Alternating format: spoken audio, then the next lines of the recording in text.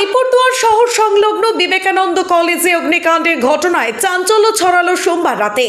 জানা যায় এদিন রাত 10টা নাগাদ কলেজের দ্বিতীয় তলায় অবস্থিত কম্পিউটার রুমে দাউ দাউ করে আগুন জ্বলতে থাকে। প্রথমে এই আগুন দেখতে পারেন কলেজের এক কর্মচারী। তিনি সাথে সাথে দমকল বিভাগকে খবর দেন। ছুটে আসেন কলেজের এক প্রফেসর। তারা প্রথমে কলেজে থাকা অগ্নি নির্বাপক যন্ত্র দিয়ে আগুন নেভানোর চেষ্টা করেন। ছুটে আসেন স্থানীয় মানুষজনও। পরবর্তীতে দমকলের ইঞ্জিন এসে প্রায় আধ ঘন্টার চেষ্টায় আগুন নিয়ন্ত্রণে নিয়ে আসে। অনুমান করা হচ্ছে শর্ট সার্কিট থেকেই এই আগুন লেগেছে।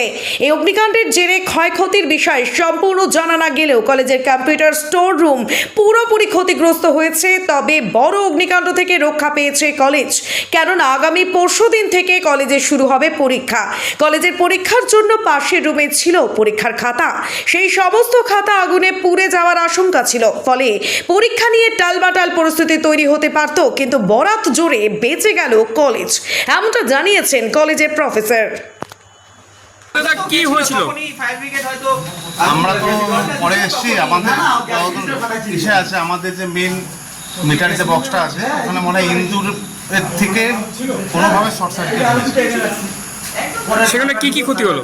আমাদের সম্পূর্ণ আইকিউএসির যে কম্পিউটার ছিল, এসি ছিল, মানে সবই শেষ হয়ে গেছে পুরো টুরে একদম, এবং ওই রুমটারও খুব ক্ষতিগ্রস্ত হয়েছে। আমাদের কলেজটা বিশাল বাজার বাড়ছে, নাহলে হয়তো ফায়ার ব্রিগেড না থাকলে হয়তো পুরো কলেজটাকে কালকে আমরা ফিরে পেতাম কিনা, এই বিল্ডিংটাকে খুব মুশকিল ছিল।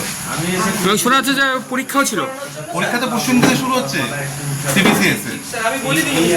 আচ্ছা, কতগুলো কম্পিউটার নষ্ট হয়েছে এখন? আমরা তো এখন তো কালকে দিন সকাল না পর্যন্ত বলতে পারছি না কতগুলো কি হয়েছে। চোখে দেখা আপাতত দুটো নষ্ট হয়েছে। সকালে কারেন্ট আসলে বা সব ব্যবস্থা করলে যতক্ষণ না কম্পিউটারগুলো আমরা অন করতে পারছি আমরা বলতে পারছি না যে কতগুলো ঠিকঠাক আছে। এসিও কি খারাপ হয়েছে? দেখুন, এসি তো খারাপ হয়েছে, চোখে দেখাই যাচ্ছে। আপনার নাম? আমার প্রণব সাহা, অধ্যাপক। অধ্যাপক ভূগোল বিভাগ।